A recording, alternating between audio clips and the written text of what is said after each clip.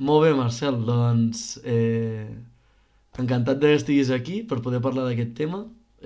Avui parlarem de el broadcasting, sobretot, ja que, si no m'equivoco, treballes en una empresa relacionada amb aquest tema. Primer de tot, m'agradaria que et presentessis, que expliquessis què has estudiat, òbviament, doncs, com et dius, bla, bla, bla, i on treballes actualment. Bé, doncs jo em dic Marcel i estic a punt d'acabar la carrera d'enginyeria informàtica, però ja pràcticament estic fora i llavors ja vaig estar buscant feina i vaig trobar feina, una feina molt interessant, vaig fer unes entrevistes i tal, en una empresa que es dedica al tema de les mètriques d'audiència de televisió, que és un tema que jo sabia que existia, però tampoc no li havia donat una importància com de dir, doncs aquests números els treuen i ja està. Però resulta que hi ha tota una infraestructura darrere que funciona de manera similar a molts països i, per tant, doncs, està com centralitzada i hi ha unes quantes empreses que s'hi dediquen i aquesta és una de les més potents. Vale? Hi ha molta gent que ha sentit a parlar de Kantar o altres empreses similars, doncs en aquest cas treballo jo per Kantar des de fa 2 mesos o així. Mhm. I bé, doncs, com a enginyer de software, treballant en l'eina que es dedica a organitzar aquestes dades que ens arriben dels televidents i intentar mostrar-les d'una manera fàcil, llegible i que puguin crear campanyes publicitàries, que puguin treure mètriques de l'èxit d'un programa de televisió o d'una franja. Aquesta és com una mica la idea, d'agafar unes dades com brutes i treure'n com informacions interessants d'aquestes dades. Aquesta és la meva feina, així a rangs generals allà, Vale. de És a moment. dir, tu exactament de què treballes? Tu agafes unes dades Sí, i... bueno, el procés que tenen ells, o sigui, bàsicament hi ha l'empresa aquesta que és Kantar, que està dins d'un grup que es dedica a un terç de la publicitat mundial, Mhm. vale? Que es diu... Uh, no me'n recordo ara exactament com es diu, però són tres lletres i és un grup americà. I llavors dins d'aquest grup americà doncs, hi ha Kantar, que és el que es dedica sobretot al tema de televisió. I Kantar es dedica a televisió a pràcticament tot el món. Per exemple, tenim tot Sud-amèrica, a través d'una empresa que es diu Igope, tenim gran part d'Àsia, tenim tota Europa, Canadà, hi ha moltíssims països. I, bueno, països, per exemple, Àfrica, també tenim gran part d'Àfrica, llavors és tot el tema de la televisió a tot arreu. Vale? I llavors això seria Kantar.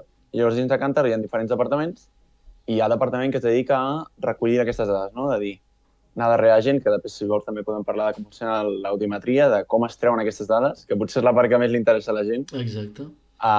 I llavors veure aquestes dades, lo fiables que són, intentar treure més dades demogràfiques, de dir pues, el tipus de gent que són, quina vida tenen, una sèrie de coses que són interessants pels publicistes. I després jo estic en la part que es dedica a agafar aquestes dades que han rebut també des de dins de Kantar, tot aquest procés de punta a punta es fa des de Kantar, i llavors la meva empresa es dedica a aquesta part que es diu TechEdge dins de Kantar, que abans era una empresa externa danesa, l'únic que ara Kantar l'ha comprat, Mhm. però seguim funcionant dins de TechEdge, o sigui, és com una subempresa. I bàsicament això, veient els jefes allà a Dinamarca, però hi ha la gran part dels empresaris, o sigui, de la gent que treballa està aquí, a Sant Cugat, en aquest cas.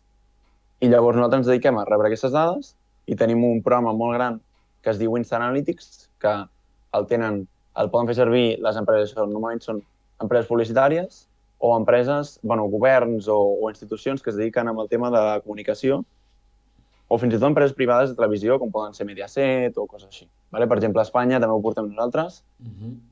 i a través del Ministeri, hi ha un Ministeri de Comunicació, una cosa així, no sé exactament com funciona, però totes les dades d'Espanya passen per nosaltres i no hi ha cap altra empresa que s'hi dediqui a nivell d'Espanya. És a dir, Llavors, vosaltres sou l'empresa Kantar que gestiona totes les audiències, no?, d'Espanya i de molts altres d'Espanya, països. moltíssims més. Mhm.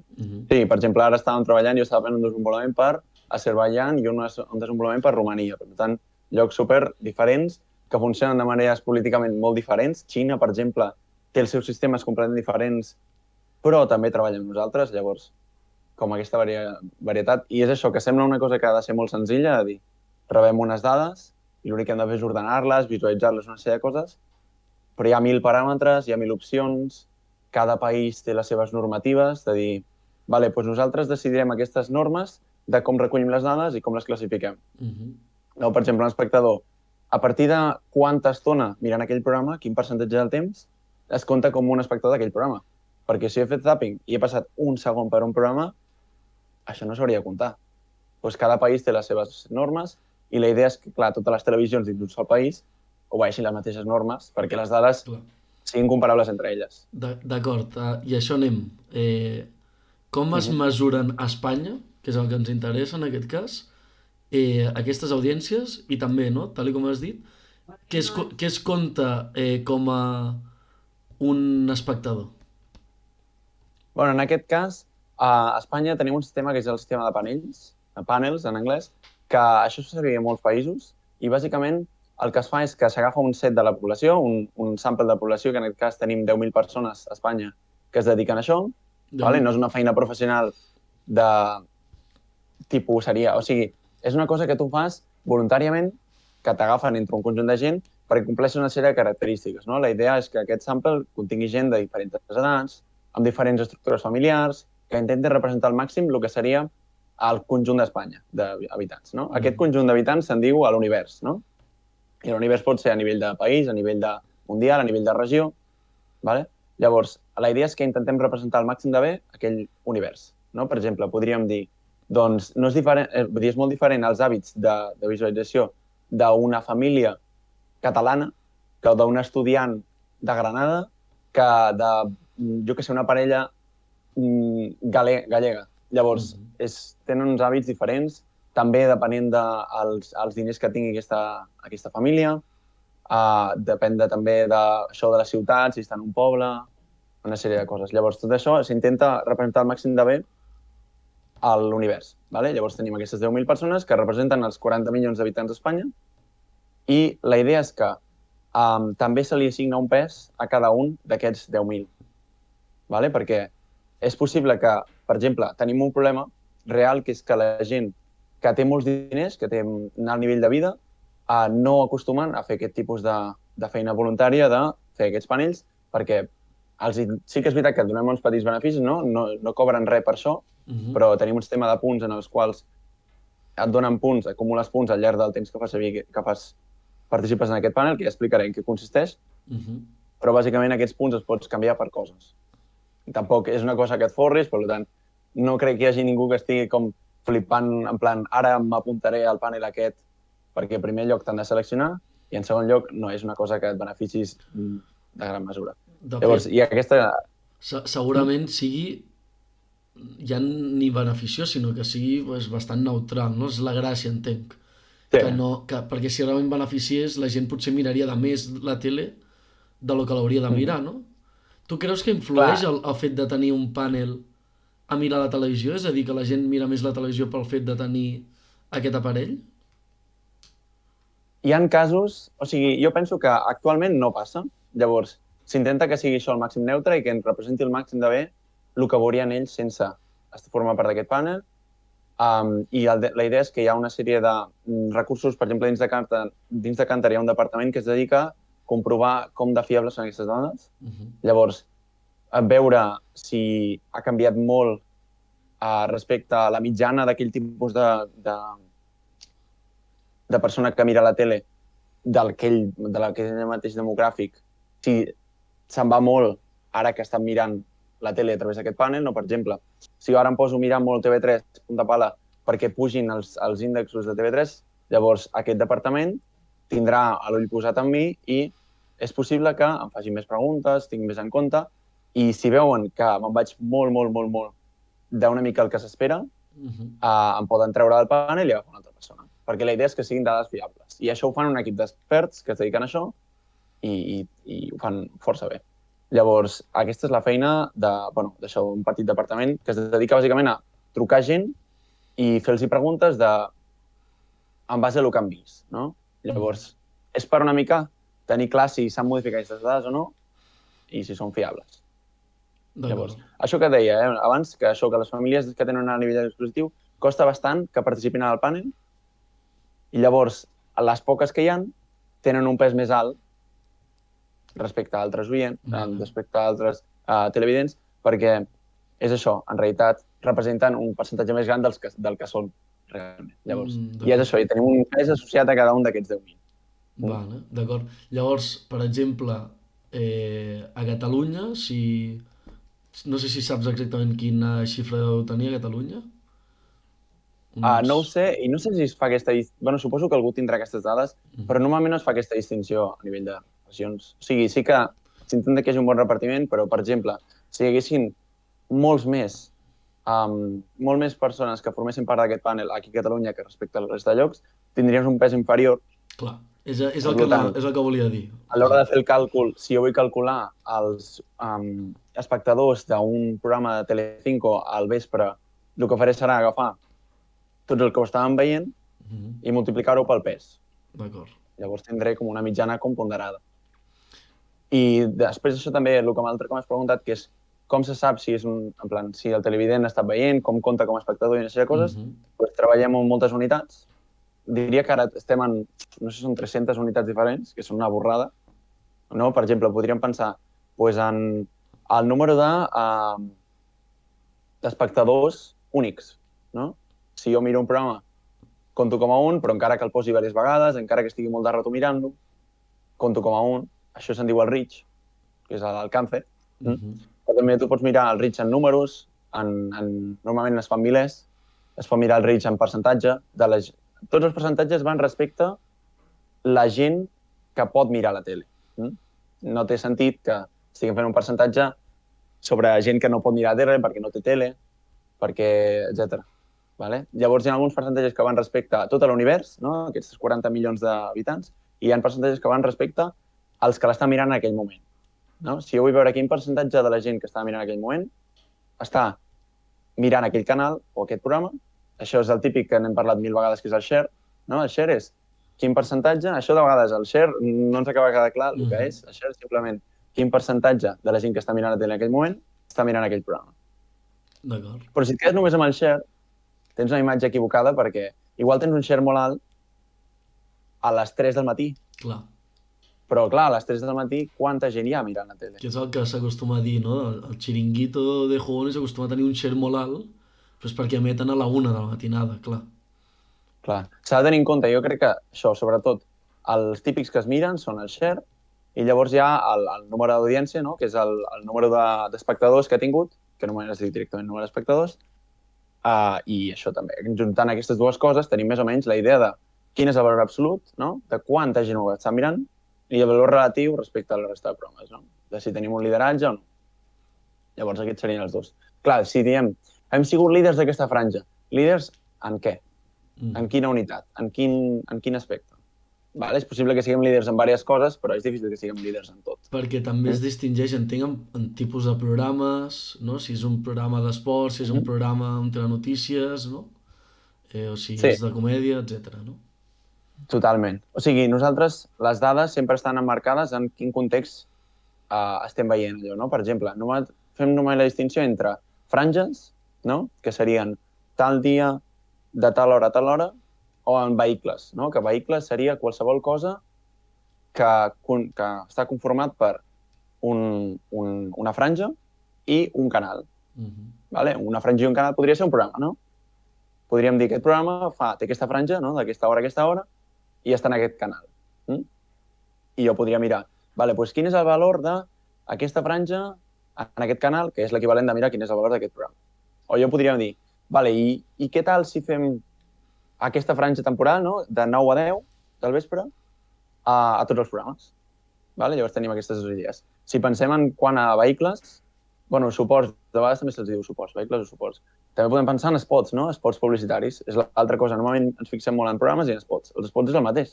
Tenim una franja, que és molt inferior a la d'un programa, que sol ser uns 20-30 segons, i llavors també podem fer, doncs això, no? De dir, doncs aquest spot, quanta gent ha tingut, el share i tal, tot i que el share i això no té molt de sentit en quant a spot, però hi ha altres unitats que tenen sentit únicament en quant a anuncis. No? Llavors, aquí hi ha algunes coses a tenir en compte, sobretot això, els spots els interessa més als publicistes.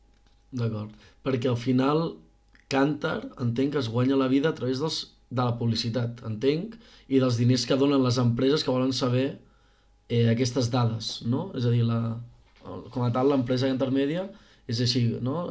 Els seus ingressos els genera a partir d'aquí, no? En general, el que fem és treballar per institucions molt grans. no treballem per empreses concretes, sinó que treballem per un govern Mhm. o per una gran empresa de televisió, una gran empresa publicitària, Exacte. i llavors a dins ja subcontracten, no, les diferents empreses. Jo, com a empresa petita, puc contractar els serveis d'aquesta empresa gran, mm, Mhm. i ja em faran tota aquesta gestió. Vale? És això. Doncs, per exemple, a nivell d'Espanya tenim les televisions privades per als seus propis negocis, però a les dades oficials que es donen a nivell d'Espanya i a nivell de Catalunya també com un subset, les donen els ministeris i les Mhm. conselleries. Llavors són dades oficials que no es poden trampejar. Aquí està la gràcia, que és com una espècie d'observador extern. D'acord. Vale.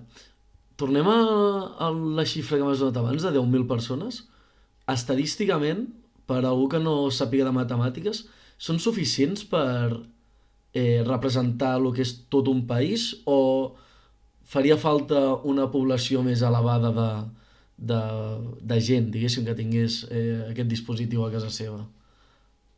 Clar, així a primera vista, veient aquesta dada, sembla que sigui un número petit en comparació amb tota la gent que té televisió. Pensem que hi ha gent que té diverses televisions, també aquí estem tenint en compte dispositius, estem tenint en compte video on demand, que seria tot el tema de la carta, per tant ja entren moltes més coses, per tant en realitat no estem parlant de 40 milions d'habitants, sinó és possible que estiguem parlant de més dispositius Mhm. que estan mirant la tele. Per tant, sembla que 10.000 sigui un sample molt petit. Però a la pràctica és un sample que està molt triat, molt acuradament, perquè representi el màxim de bé la població i està en constant evolució i constant chequeo de veure que tot estigui funcionant com ha de funcionar.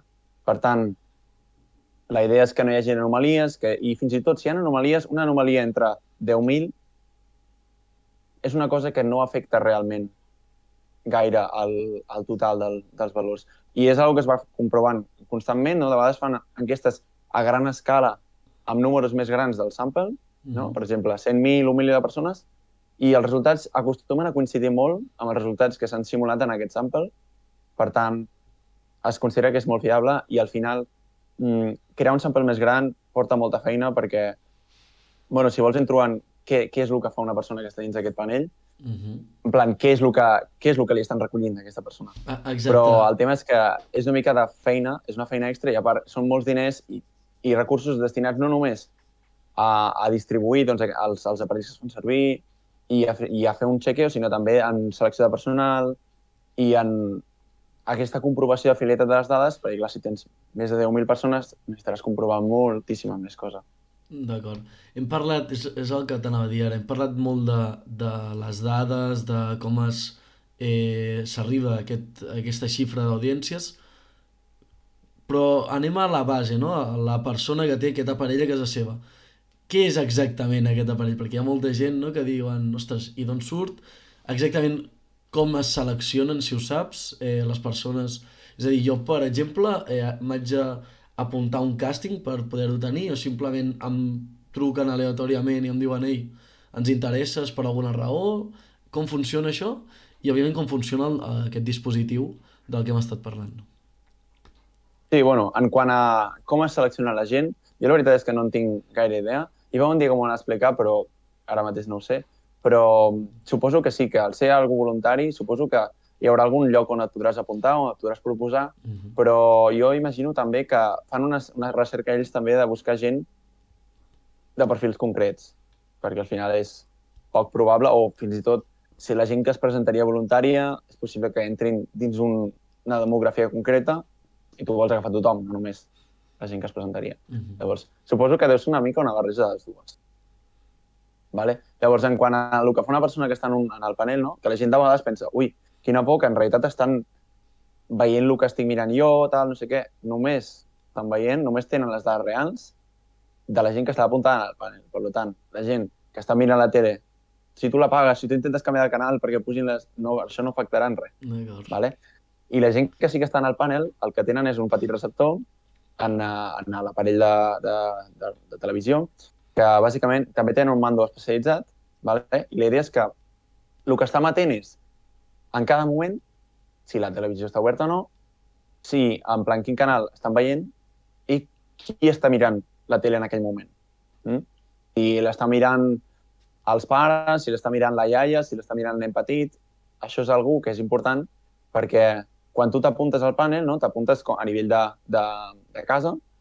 Per tant, tota la gent que viu a aquella casa estan com a la llista, no? Llavors tenim, una persona normalment se li associa doncs, un gènere, se li associa una edat, se li associa una sèrie de dades demogràfiques que ens ajuden després a dir, i la gent d'aquesta franja d'edat, què mira? Llavors, com sap l'aparell aquest qui està mirant en aquell moment?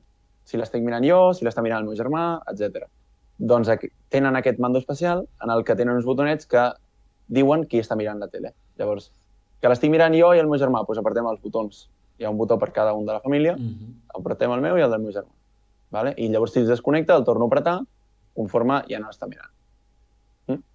Llavors, les úniques dades que rep aquest aparell, no? I a nivell d'Espanya, hi ha països en els que aquestes dades s'envien en temps real, per tant, podem tenir minut a minut. En aquest cas, tenim les dades del dia següent.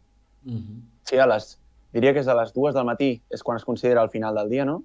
Això en realitat tu podries pensar, van de 12 a 12. No, a la realitat, a nivell d'espanyol, cada país té el seu sistema. Les dades d'un dia de televisió es consideren des de les 2 del matí fins a les 2 del matí del dia següent. D'acord.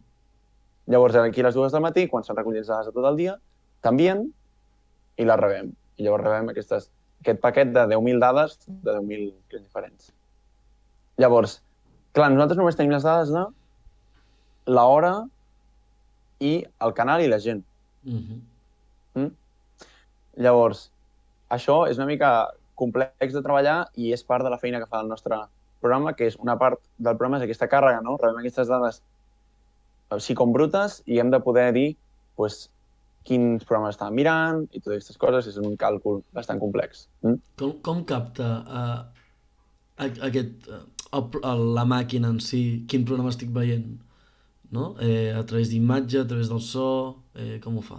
Això és força curiós perquè, si no m'equivoco, el sistema que estaven utilitzant ara era el d'audio matching, no? Que és de dir, jo estic rebent, aquest aparell està rebent els àudios dels diferents canals i faig aquesta comparació d'àudios entre el que m'està arribant de la tele i el que està a cada canal. Llavors puc saber en quin canal estem. I aquest àudio que estàs matxejant és únicament l'àudio de televisió. No fa servir cap tipus de micròfon ni res, perquè si no, si tu poses en mute la televisió, no l'estaries captant. Si tu estàs xerrant a sobre, no s'entendria res. Llavors, directament hi ha un canal d'àudio que va directament cap allà. D'acord. També s'ha de tenir en compte que això està molt millor perquè cada dia a les televisions tenen una programació de lo que s'emetrà i els tempos en què s'emetrà cada cosa. Però no acaben sent el que s'emetrà realment i els minuts exactes. Més sobretot quan tenim en compte a nivell d'espot, no? Que els spots duren això uns 20-30 segons. Si arriba una notícia d'última hora i tot es desplaça 5 minuts, ja no ens quadraria cap dada. Clar. Per tant, hi ha un sector de Kantar que es dedica a fer aquest minutatge, de mirar-se totes les hores de televisió de tots els canals cada dia i marcar on comença i on acaba cada canal, o sigui, cada programa i cada spot, no? Que és una mica una feina com un editor de vídeo, no? Que marques els diferents clips i així. Llavors, això ho fa un programa informàtic automàticament, però no és tan precís com la feina que faria manualment una persona. Per tant, hi ha gent que revisa passat molt ràpid, per tant, no es dediquen 24 hores a cada televisió, però sí que és un procés molt més automatitzat, molt més ràpid, però igualment hi ha una supervisió d'humans per veure que tot estigui quadrant bé. Llavors, es creuen aquestes dues dades, no? Les dades del minutatge i les dades que hem rebut dels usuaris, i llavors es pot saber quin alcance han arribat a tenir els spots, els programes, etc. I has dit que hi ha un sistema de punts, per tant entenc que les famílies poden rebre premis del tipus un pernil o una bici o premis així, no entenc? Sí, no sé exactament, no tinc exemples, però jo imagino que deuen anar per aquest estil. Això no és un gran benefici perquè la idea és que tampoc hi puguin haver incentius entremig, no? També es fa és això, s'intenta que les dades no es desviïn molt del que està esperat perquè podrien indicar que hi ha interessos de pel mig, no? Si jo sóc una empresa de publicitat o una empresa de televisió que vol que els meus números pugin, podria estar donant beneficis a aquesta gent que està dins del panell, que tampoc és públic. O sigui, no es publica la llista de qui està en aquest panell. Sí que és veritat que tu, si estàs dins del panell, li pots dir als teus familiars i amics perquè ets una persona dels 10.000, no afectaràs el resultat, però no es pot fer públic i si veuen que hi ha interessos de pel mig, et faran fora del panel. Clar. Si Per fos evitar... públic, per exemple, podria agafar el director de Mediaset i Clar, regalar-li un creuer a tots els 10.000 i que tots miressin és delicat, Telecinco. Clar, clar, ho és entenc, delicat, és ho delicat, sí, entenc. sí. Això, hem parlat només de televisió, però entenc que Cantar també mesura ràdio? Kantar, depenent dels països, mesura algunes coses o unes altres. A nivell d'Espanya només mesura de televisió, D'acord. però ara recentment estem incorporant el tema del vídeo on demand. Recentment, vull dir els últims 3 o 4 anys, no és tan recentment, però bueno. Però ja és una que portàvem treballant des de fa molt de temps. Treballem amb ràdio en alguns països, per exemple, a Brasil treballem amb ràdio. Brasil és un país gegant que té moltes peculiaritats i porta molta feina. I, per exemple, hi ha ràdio i hi ha llocs on també hi ha plataformes interactives com poden ser... Ara estàvem treballant, hem tancat un contracte amb TikTok, per exemple, per tant, un contracte molt gran. Tenim exemples d'audiometria en YouTube, encara no desenvolupats totalment a nivell públic, però sí que és veritat que intentem anar una mica per davant del que pugui passar, perquè veiem que aquests mitjans estan contínuament adaptant-se i canviant.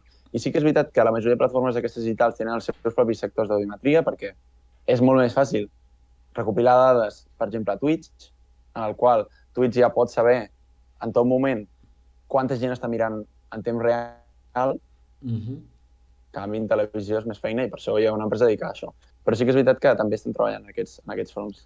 Però, és a dir, això és el que no acabo d'entendre. Si Twitch pot recopilar tota la informació, per què YouTube necessita que Cantar l'ajudi i TikTok també s'hi fiqui, igual que amb el vídeo on demand, que per exemple T3 a la carta, o A3 Player o el que sigui, no entenc. Per què necessiten de Cantar, no? Clar, a veure, si penses només en la recopilació d'aquestes dades, no faria falta. Però el tema és que, principalment aquesta eina, no es dedica només a transformar aquestes dades brutes en dades d'espectadors per franja i per programes, sinó que a part pots fer una sèrie de càlculs i de visualitzacions que et poden ajudar a planificar una campanya, a treure resultats d'un programa i poder com una mica augurar l'èxit que tindrà o què passa si poso un nou programa, si el moc de franja, totes aquestes coses. O sigui, hi ha la part de visualització molt complexa. És un programa, ens podem imaginar una cosa tipus un Excel, en el qual, en lloc de tenir columnes, tu pots triar què vols veure en cada les columnes, què vols veure en les files, no? Per exemple, vull veure d'aquest dia a aquest dia, vull veure d'aquests canals, vull veure aquest tipus de gent, tens una sèrie de coses que pots anar veient i llavors ho veus en plan quadrícula. Sí, les dades. Pues, el numerito, estem mirant el reach, pues és el 80. Tal, no sé què. Ens podem imaginar això. Però això també ho podem visualitzar com un gràfic. Hi ha diferents tipus de gràfics. Això també podem agafar unes dades i ajuntar-les amb unes altres. Vale? Llavors fer com mitjanes, pots fer combinacions, pots crear dades a partir de dades, no? Si jo vull, dins d'aquest mes que he agafat i d'aquesta unitat dins d'aquest mes, i si ara agafo aquest mes i el provo en un altre canal?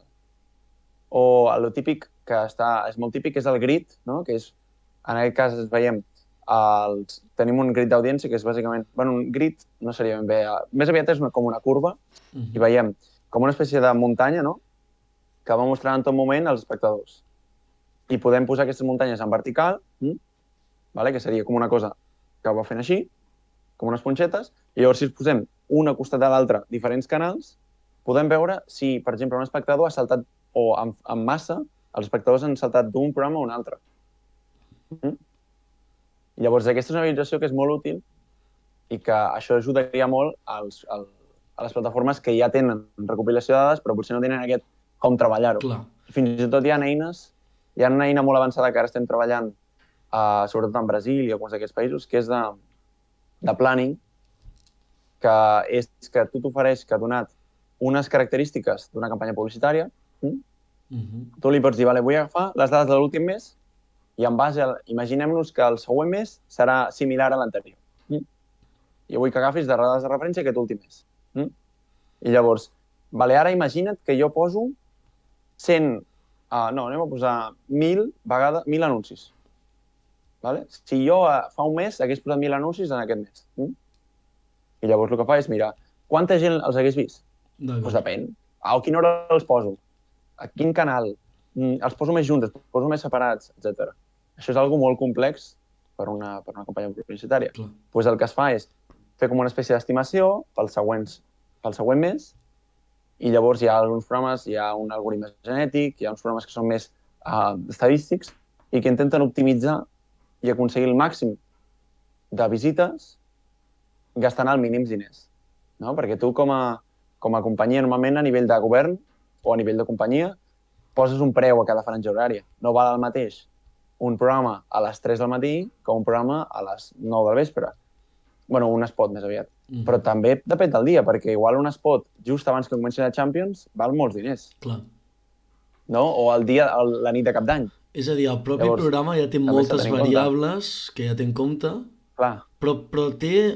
Clar, si estem parlant de televisió i de Twitch, són dos conceptes molt diferents, no? El programa ara mateix té en compte el factor networking i broadcasting, és a dir, per posar-nos en situació, broadcasting seria el fet de una televisió tota la vida que simplement emet i l'espectador s'ho menja i ja està. Però el networking és la transmissió en la qual s'interactua amb els espectadors, no? Per exemple, Twitch tira més teòricament, tot i que fusiona bastant les dues coses, tira més al networking, ja que tu tens un xat al costat que pots llegir, pots fer enquestes, etc. No? El programa té en compte, per exemple, que pues això, que algú en el xat digui alguna cosa i llavors per això la gent marxi. Clar, entenc que no. Funciona, entenc, No, en aquest cas. amb el sistema de broadcasting, però aplicat a un lloc que és de networking. No, actualment no, perquè és això, perquè, per exemple, a Twitch no ens hi dediquem, però és una que es podria fer perquè sí que hi ha exemples. De fet, això se'n parla molt, moltes vegades, i a nivell d'Espanya està aplicat, que hi ha una unitat que és els tuits. Vale? Per exemple, si tu li associes a unes paraules clau, uns hashtags, una sèrie de coses a un programa, també pots saber quin tipus de repercussió té en una xarxa social com Twitter. En aquest cas, fent servir Twitter. Llavors tens una unitat que et diu els tuits que hi ha hagut en cada moment, fent servir aquelles paraules clau. Llavors sí que és veritat que hi ha una espècie de feedback, no? Molt més senzill que el que tu m'estaves comentant i molt menys instantani, però també et pot donar una idea de la repercussió que està tenint aquest programa. No només de visualització passiva, sinó també d'una persona que està netejant de manera activa. És el típic hashtag que es posa allà dalt, no? Que li posen hashtag X, no? I això serveix, no? per saber potser millor el... D'acord. El cas que se m'acudeix és aquest dels tuits. Però és possible que hi hagin altres eines que hi hagin a lloc per veure, ja et dic, a nivell simplement de televisió, que televisió és un mitjà molt en una direcció, però que això està canviant una mica també. Per tant, sembla que no, però amb l'entrada a internet no només les plataformes virtuals acaben sent networking, sinó que potser fins i tot les que en un principi eren més tradicionals, no? Que entrarien en el broadcasting, acaben d'alguna manera, a través de les xarxes socials, sent també bastant interactives, no? Sí. I creen una discussió, Sí. El típic fenomen transmèdia que se'n diu. Molt bé, la última pregunta que et podria fer seria què tal és treballar en aquesta empresa, si t'agrada i si té llavors molta relació amb la informàtica, que és el que tu has estudiat, perquè al final també té molta relació amb la comunicació visual, no? Que és el lloc on estic, és a dir, l'estudi que estic fent ara, no?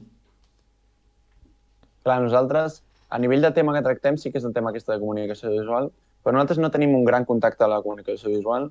Sí que és veritat que hem de conèixer molts termes que heu estudiat vosaltres, però també molts termes que es fan servir només en aquest aspecte de l'audimetria, que potser el públic general no coneix, doncs, per exemple, això, les unitats, el que representa cada cosa, jo m'haig de poder imaginar què és el reach. No? Hi ha unitats que es poden sumar, hi ha unitats que no. Hi ha unitats que actuen diferent en base a una sèrie de coses, però tenir un coneixement que has de saber concretament de com funcionen els mitjans de televisió i com funcionen les unitats que es fan servir. Per tant, sí que un coneixement més concret que potser no podries traslladar a una altra feina, però també hem de pensar que és una eina molt gran, una eina que porta desenvolupant-se més de 25 anys i que realment la majoria del codi no s'ha tocat i és molt gran i hi ha molta feina de programació, molta feina d'enginyeria informàtica, d'arquitectura, que, que és el que al final jo valoro més perquè és un projecte ambiciós, és un projecte gran, és un projecte que requereix molt de manteniment i hi ha gent molt bona treballant-hi. De fet, hi ha com diferents equips. Jo ara mateix estic a l'equip de frontend, que és la visualització i l'aparició, la interfície d'aquesta plataforma, que és una aplicació d'escriptori. I també darrere hi ha l'equip de càlcul que es dedica més al tema matemàtic d'ajuntar aquestes dades, recombinar-les, crear algoritmes, i etc. Vale? Llavors, hi ha aquests dos equips principalment i els dos són equips que es dediquen moltíssim a la part d'informàtica, que estan treballant amb la mateixa plataforma. També ara hi ha una nova plataforma que és la de web, que es treballa amb llenguatges diferents i amb procediments diferents, però principalment és aquesta plataforma. Llavors, és un projecte molt ambiciós, que hi ha molta feina i si el portés a una altra empresa, el típic que passa a les empreses de software és que els treballadors van entrant i sortint, el codi acaba quedant molt rebuscat, molt complicat de treballar-hi, però en aquest cas hi ha la mateixa gent treballant i que va començar aquest programa fa 25 anys, segueixen estant allà, la majoria de gent no ha canviat, la gent s'hi està molts anys, cosa que no passa en moltes altres empreses, i jo penso que en part també és per la forma en la que treballen a nivell de, ja no a nivell humà, que també, del tracte que hi ha, etc., sinó a nivell de bones pràctiques, de com es fan les coses a nivell d'informàtica, de que tot estigui molt ben documentat, que expliqui exactament el que fa cada cosa, que hi hagi un bon traspàs, que es facin reunions en què s'explica a fons el que s'ha treballat aquella setmana, que la gent que està a dalt s'interessin i intentin entendre com funciona cada part del projecte. Està molt bé perquè jo, per exemple, tinc un problema amb una part del programa concreta i a mi em diu aquesta línia la va escriure aquesta persona fa 7 anys. I jo m'aixeco, me'n vaig a l'altra taula i li pregunto, vale, fa 7 anys, per què vas posar aquesta línia de codi? Clar. I això és algo que t'ajuda molt i llavors t'ajuda a entendre i llavors l'altre t'ajuda, sí, doncs això és per aquí, per tal. I això la majoria de... Jo penso que més enllà que un ambient de treball humà i de treballar bé, de bones condicions, també a nivell de bones pràctiques i de que es nota que és una plataforma robusta, molt complexa, que té moltes parts que es mouen, però que sembla que podrà adaptar-se per fer coses molt més grans. Vale, doncs moltes gràcies per aquesta entrevista, ha sigut molt interessant i segur que a molta gent li ha servit per entendre una mica com funciona tot aquest doncs l'audiometria i com funciona Kantar Media una mica, que és al final com se sap la gent que veu la televisió aquí a Espanya. D'acord? Moltes gràcies per aquesta entrevista, Marcel. Gràcies a tu.